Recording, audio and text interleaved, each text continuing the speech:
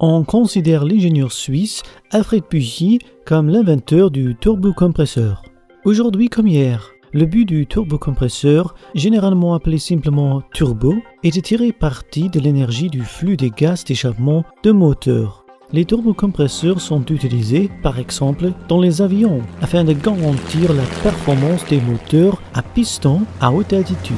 Mais les turbocompresseurs sont aussi employés dans les bateaux ainsi que dans les voitures à moteur diesel et à essence.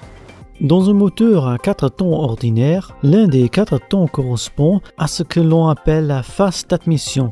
Lors de cette phase, de l'air frais est aspiré pour un moteur diesel, comme c'est le cas ici, par une dépressurisation de la chambre de combustion. C'est la raison pour laquelle un moteur de ce type est appelé un moteur atmosphérique.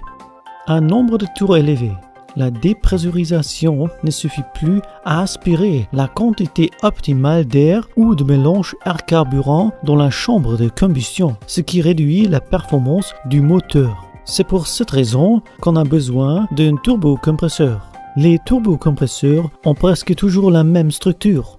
Ils se composent d'un arbre avec une turbine à une extrémité et un compresseur à l'autre. La turbine et le compresseur peuvent avoir la même forme et sont chacun recouverts d'un carter. Les gaz d'échappement extrêmement chauds qui sont produits par le moteur lorsque le combustible brûle arrivent dans la turbine par l'entrée du carter. Là, grâce au rétrécissement, l'énergie calorifique est transformée en énergie mécanique. En raison de la rapidité du flux, la turbine est alors mise en rotation. Comme la turbine se trouve sur le même arbre que le compresseur tourne à la même vitesse et aspire ainsi de l'air frais venant de l'extérieur. Cet air est alors comprimé dans le carter du compresseur et est déversé dans le moteur. Afin de clarifier les choses, voyons de nouveau le turbocompresseur dans son ensemble. En passant par l'entrée de la turbine, les gaz d'échappement du moteur arrivent dans le carter de la turbine, fait marcher la turbine, puis quitte le carter par la sortie de turbine jusqu'au pot d'échappement.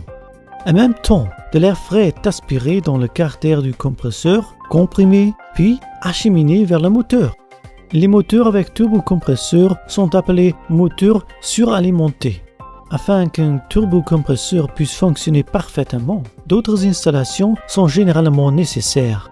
Ainsi, on prend généralement ce que l'on appelle un échangeur air-air derrière le compresseur et devant le moteur. L'échangeur air-air a pour fonction de refroidir l'air qui a été chauffé par la compression. Ainsi, une plus grande quantité d'air frais peut être amenée au moteur, ce qui favorise la combustion et améliore ainsi le rendement du moteur. Il est généralement possible de réguler la pression de l'air, par exemple grâce à une soupape de décharge qui ouvre une dérivation dès que les gaz d'échappement affluent vers la turbine.